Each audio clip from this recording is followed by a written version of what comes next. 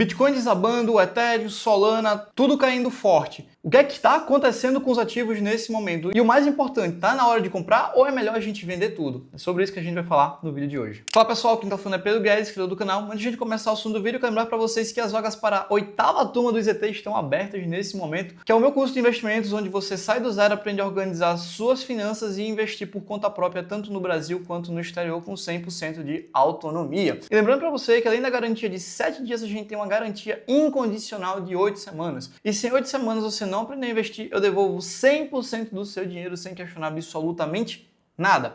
Então você tem uma garantia dupla e eu vou te contar que hoje em dia a gente tem uma taxa de 100% de adesão, não tivemos ainda nenhum reembolso do IZT e continuando entregando o que a gente entrega para os nossos alunos, a gente vai continuar com essa taxa em 0%. Então vai pelo link da descrição para você garantir a sua vaga na 8ª turma do IZT e eu te vejo lá dentro. É só o começo. Desde o começo do ano, 2025, o Bitcoin já caiu mais de 20%. E muita gente vem desesperada vendendo e perguntando direto se está na hora de vender as suas criptomoedas, se Bitcoin não vai dar mais certo. E algumas pessoas vêm falar para mim a oportunidade de compra. Mas quem será que está certo? Vende, compra? Vamos descobrir isso hoje. Eu vou te mostrar quais são os 4 motivos que estão fazendo o Bitcoin cair nesse momento e a estratégia que eu estou utilizando com o meu dinheiro. Então, o mais importante do que eu estou falando para você é o que eu estou fazendo com o meu dinheiro. Então, já deixa o like, se inscreve no canal, que é muito importante para o YouTube ver que você está gostando do vídeo e recomendar para mais pessoas. Se você não gostou do vídeo, achou ele uma porcaria que não serviu de nada para você, não deixa o like não, porque, pô, já sabe, né? O YouTube fica recomendando coisa ruim para os outros, ninguém merece, né? Então, cara, deixa o like, se inscreve no canal se você gostou do vídeo e bora lá, vamos para o conteúdo, tá na hora já. Bom, o primeiro ponto é você entender que o Bitcoin e as outras criptomoedas não caíram por acaso. A gente teve alguns motivos específicos aqui que fez o Bitcoin cair. O primeiro motivo é a guerra comercial dos Estados Unidos com China, México e Canadá, que o anúncio dessas tarifas faz com que a inflação suba. Pedro, mas o que é que uma coisa tem a ver com a outra? Olha só, a partir do momento que você anuncia tarifas de importação, ou seja, os Estados Unidos comprar matérias-primas de China, Canadá, México, faz com que elas cheguem mais caras para os Estados Unidos. Ou seja, ele está favorecendo o mercado local. Mas se o mercado local fosse mais efetivo em produzisse mais barato do que esses países, a população americana já compraria do próprio mercado local. Só que se compra de fora é porque é mais vantajoso, é mais barato estar comprando desses países. Então, o que acontece é que ele vai ter que pagar mais caro nos mesmos produtos que eles importavam, só que agora local. E se está comprando mais caro, a gente tem ali um aumento de preços, isso puxa o preço para cima. E se a gente tem aumento de inflação, a gente faz com que o Fed deixe os juros altos por mais tempo. Juros altos por mais tempo faz com que o investidor olhe e pense: será que vale a pena colocar meu dinheiro em bolsa, em renda variável, em criptomoeda? Ou não é mais fácil colocar ele em juros, que o juros está pagando bem aqui nos Estados Unidos, e eu consegui ter uma remuneração do meu capital sem correr riscos? Então, muito desse fluxo de capital que estava em renda variável, em cripto, em Bitcoin, faz com que ele vá para a renda fixa. E se você tem pessoas vendendo Bitcoin, entrando em renda fixa, se você vende mais do que você compra, o preço cai. O segundo ponto foi o maior hack da história de criptomoedas. Sim, a Bybit, que é a segunda maior corretora do mundo, teve a sua conta hackeada e 1,5 bilhões, sim, com B, tá? Bilhões de dólares em criptoativos foram roubados. Esse ataque está ligado ao grupo Lazarus, que já fez vários ataques no passado. Esse aqui é um grupo da Coreia do Norte. Sim, a Coreia do Norte socialista, que a gente já conhece, que é um país fechado, e acaba que basicamente não tem como fazer tantas intervenções, tantas sanções ali, já que os caras são fechados pra cacete. Então, cara, não tem muito o que fazer, tá? E o que acontece é que a gente tem basicamente um pânico nas pessoas, e aí as pessoas ficam com medo, pegam seus ativos, sacam, vendem, e aí tem mais gente vendendo do que comprando, isso vira um efeito bola de neve, e se você vê o preço caindo, você vende também, e aí entra um efeito dominó mais uma vez, aí o mercado entra em queda e vende, mais vende do que compra, mais vende do que compra, e o preço continua desabando. Esse aí foi o segundo motivo da gente ter o Bitcoin caindo bastante nos últimos dias. O terceiro ponto é o índice de Fear and Greed, ou seja, medo e ganância. Ele mostra basicamente como as pessoas estão otimistas ou pessimistas com determinados ativos. Quando a gente olha aqui, basicamente, o nosso Fear and Greed Index hoje, a gente tem basicamente que ele está em 21, que é extremo medo. Ontem estava em 25, ou seja, as pessoas estão mais pessimistas hoje do que ontem. Semana passada estava em 44 e mês passado 71. Então, note que só em questão de um mês, o quão medrosas, ou seja, com um extremo medo dominou o mercado de cripto nesse momento.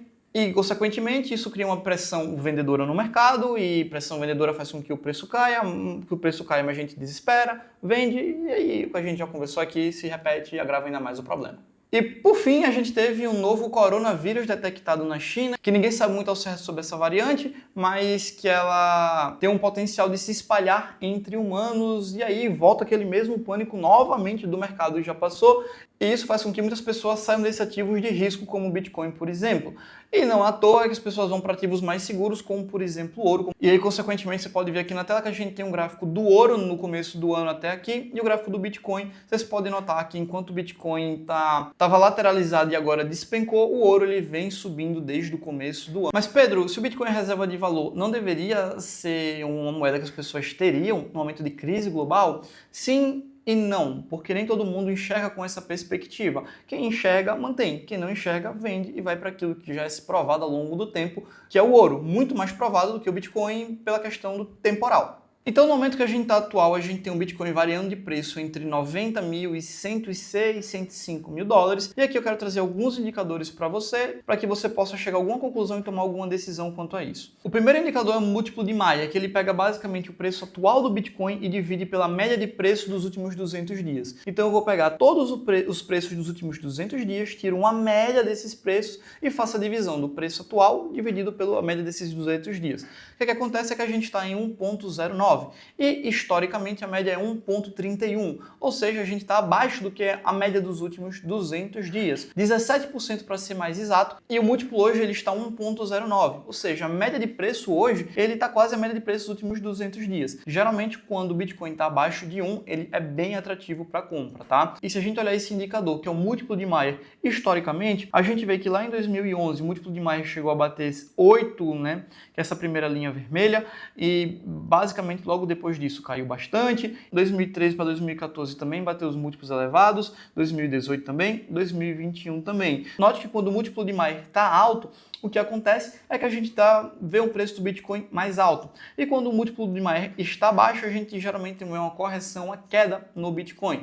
E a gente está vendo sim uma correção do Bitcoin nesse momento, o que pode mostrar sim uma boa oportunidade de compra para você ainda que não tem Bitcoin ou que tem menos do que você gostaria na sua carteira. E nesse gráfico aqui eu quero trazer a comparação do Bitcoin após o halving atual e os ciclos históricos. Se a gente olhar, basicamente a gente está nessa linha de preto aqui embaixo e os outros preços após os halvings é a linha laranja, rosa, azul e verde, né? Então o que acontece? Historicamente, depois do halving ele lateraliza um pouco e depois ele sobe. No momento, a gente pode ver que o Bitcoin ele já subiu um pouco depois do halving e está meio que de lado. Se a gente for comparar até um pouco com o segundo halving do Bitcoin, exatamente no momento atual ele deu uma disparada. E se a gente olha o terceiro halving, depois de um tempo ele dispara também. E se a gente for seguir as tendências anteriores, a gente está no momento ali lateralizado com um pouco de correção para que depois ele volte a subir. Pedro, o que você está fazendo agora nesse momento? Olha, atualmente meu objetivo na carteira é ter 10% dela em Bitcoin, só que eu tenho 30% em Bitcoin. Ou seja, eu tenho muito mais do que eu busco ter. Dessa forma, para mim, ficar aumentando posição em Bitcoin não é muito interessante, porque eu já tenho mais do que eu quero. O que é que eu sugiro? Se você é uma pessoa que tem nada em Bitcoin, mas você acredita na tese e faz sentido para você, é um momento muito interessante de você comprar. Se você ali tem um percentual objetivo de 10% igual à minha carteira e você só tem 5%, também é bem interessante para você comprar. Agora, se você tem mais do que o seu percentual objetivo, faz sentido ali você ficar olhando e esperando até talvez uma correção maior do Bitcoin. Se você tem mais do que você busca ter, aguarda. Se você não tem nada em Bitcoin ou tem menos do que seu objetivo, alocar mais em Bitcoin, comprar mais Bitcoin, possa ser que faça sentido sim para você nesse momento. Por fim, que essa crise assusta muitos investidores sardinhas que não sabem o que estão fazendo. Quem é realmente o investidor de longo prazo do Bitcoin continua comprando, continua aportando, tendo em carteira. E sim, muitas vezes as crises são oportunidades disfarçadas. Muitas pessoas compraram Bitcoin na máxima histórica, depois que ele caiu, vendeu, porque, cara, muitos sardinhas não sabiam o que estava fazendo.